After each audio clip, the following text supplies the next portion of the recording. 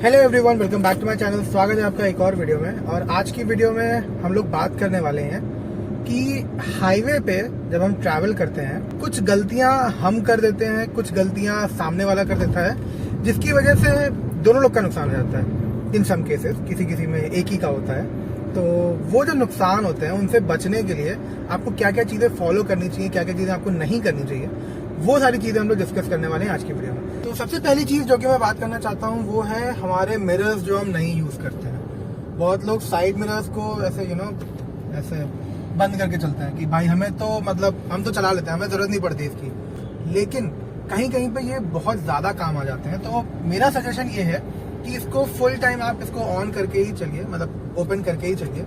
अब जैसे ये गाड़ी जो मेरे बगल से दो गाड़ियाँ निकली हैं, अगर ये मेरा साइड मिरर बंद होता तो अगर वो हॉर्न नहीं ब्लो कर रही हैं तो मुझे पता ही नहीं चलेगा कि वो निकल रही है, ठीक है। और मान लीजिए मुझे आगे एक गाड़ी चल रही है और मुझे ओवरटेक करना, मैं इधर आया तो भाई साहब कैजुअलिटी, एक्सीडेंट कुछ भी हो सकता है। तो सबसे पहला पॉइंट तो ये। एंड दूसरी चीज, ये जो आपका मिरर है इसको यूज करिए। और इसमें एक छोटा सा ये, मतलब इसको तो बंद करने का कोई ऑप्शन ही नहीं, बट फिर भी इसको बहुत सारे लोग ऐसे कर देते हैं, या ऐसे कर देते हैं कि उसमें देखते ही नहीं है। तो इसको भी यूज करिए। आपके पीछे से जो गाड़ियां आ रही हैं वो आपको दिखेंगी।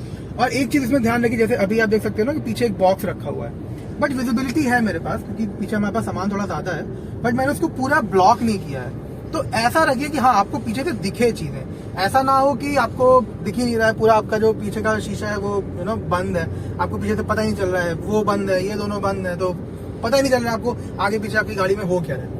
अगला पॉइंट है हमारा कि जब हम हाईवे पे चलते हैं तो कुछ लेन्स जो होती है, जैसे अभी इस हाईवे पे तो नहीं बन रही है, इस पे अभी काम चल रहा है, तो इस पे अभी जो लेन्स है वो मिजरी हुई है, बट लेन्स होती है हर एक हाईवे पे, ठीक है। तो राइट मोस्ट जो लेन होती है वो आपकी ओवरटेकिंग के लिए होती है, और जो मिडिल लेन होती है ये कार्स के लिए होती है, ये आपके जो उसके लेफ्ट वाली होती है वो हैवी व्हीकल्स के लिए होती है, और उसके बगल वाली 2 व्हीलर्स एंड 3 व्हीलर्स के लिए होती है। तो जो आपकी राइट मोस्ट लेन है उसको सिर्फ और सिर्फ ओवरटेकिंग के लिए यूज करिए, और उस लेन में कभी भी स्लो स्पीड पे ड्राइव मत करिए। अब पता चला आप उस लेन में चल रहे हैं और आप चल रहे हैं 50 किलोमीटर पर आवर की स्पीड पे।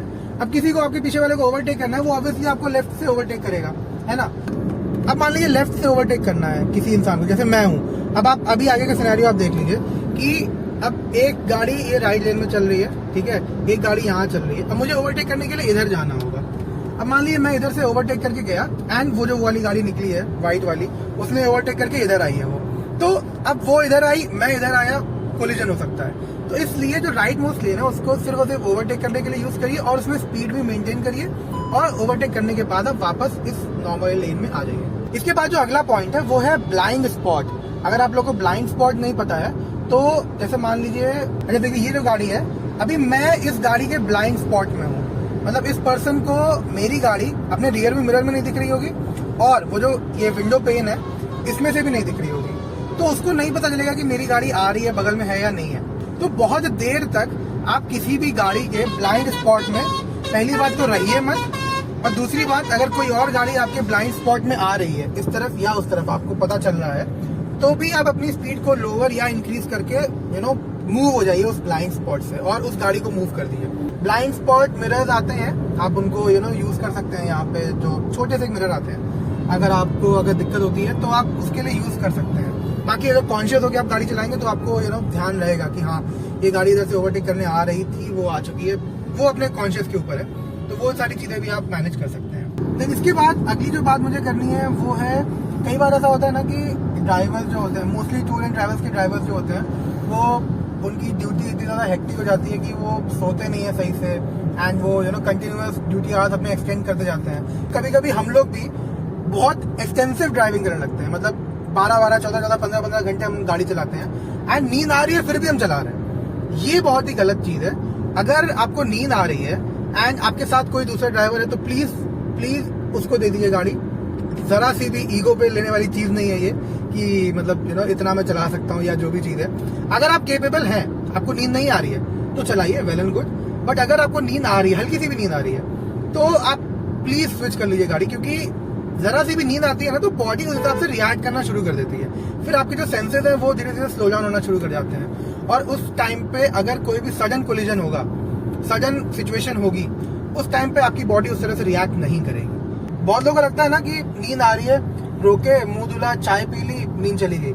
चली जाएगी नींद आपकी 10 मिनट के लिए, आधे घंटे के लिए मैक्सिमम। उसके बाद आपको फिर से नींद आनी शुरू हो जाएगी। फिर इसके बाद अगला जो पॉइंट है वो है हाई बीम का। मतलब बहुत लोग यूज करते हैं बट बहुत सारे लोगों को पता ही नहीं है इनका मतलब। जैसे हजार्ड लैंप है, हाई बीम है, लोगों को लगता है हाई बीम दी हुई है सारी लाइट दिला दो गाड़ी की। भाई साहब, सबका एक अलग यूज है।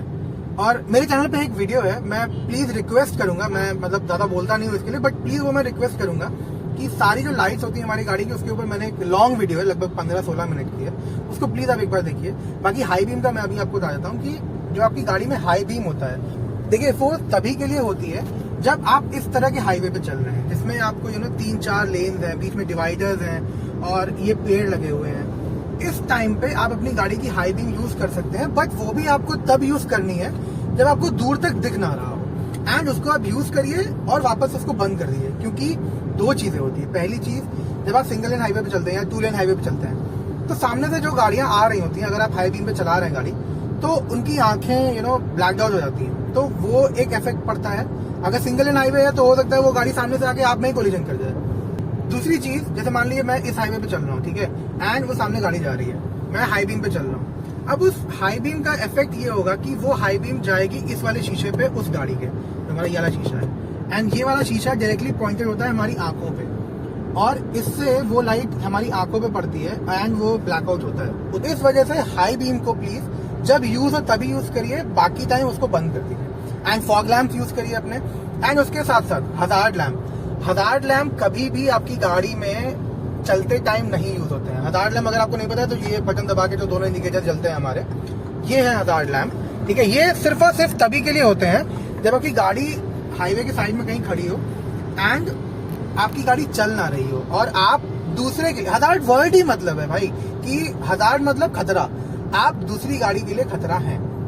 तो आपकी गाड़ी साइड में खड़ी है, आपकी गाड़ी पंचर हो गई है या आपकी गाड़ी में कोई इशू है या आपकी गाड़ी आपने बस रोकी है साइड में, कोई कुछ काम है आपको, तो उस सिचुएशन के लिए हजार्ड लैंप होता है, सिर्फ उसको तभी ही जलाइए। एक और चीज जो कि मुझे बात करनी है, मतलब मुझे याद नहीं था, मैंने अभी देखा मेरे रियरव्यू मिरर में, पीछे जो गाड़ी आ रही है ना, उसने अभी ड्राइवर साइड से ये दरवाजा खुला, भाई साहब ने एक पिचकारी मारी केसरिया रंग की, उनका केसरिया इश्क हमारे हाईवे पे ऐसे बिखेरते हुए गए हैं। ये पता नहीं क्यों करना होता है, मुझे समझ में नहीं आता लोगों को।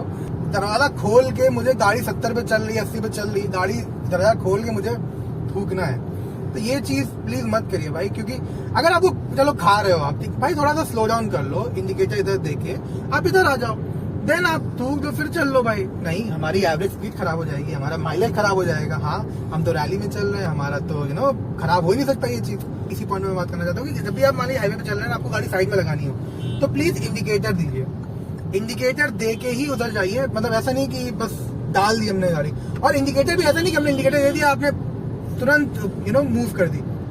इंडिकेटर देने के एटलीस्ट 10 सेकंड बाद, 5 सेकंड बाद आप गाड़ी को अपने लेफ्ट साइड मूव करिए। और इसी के साथ मैं एक और चीज बताना चाहता हूँ कि जब भी लेन भी चेंज करिए अपने हाईवे पे, जैसे आप इस लेन से इस लेन में जा रहे हैं, तो उस टाइम भी इंडिकेटर जरूर दीजिए, बिना इंडिकेटर दिए लेन मत चेंज करिए।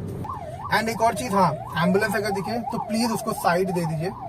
इसके ऊपर चलान भी हो गया है अब, if I am not wrong 10,000 का चलान है अगर आप एम्बुलेंस को साइड नहीं दे रहे हैं। तो ये थी आज की वीडियो, जो भी मुझे ठीक लगे पॉइंट्स मैंने आपको बताए। कुछ छूट गया हो तो वो आप कमेंट डाउन कर सकते हो, बता सकते हो, बाकी लोग की हेल्प हो जाएगी। और इसी के साथ एंड करते हैं वीडियो को। चैनल को लाइक, शेयर, सब्सक्राइब करना बिल्कुल नहीं मत भूलिएगा। बाकी फिर मिलते हैं आपसे अगली किसी और अच्छी सी वीडियो में, तब तक के लिए बाय बाय।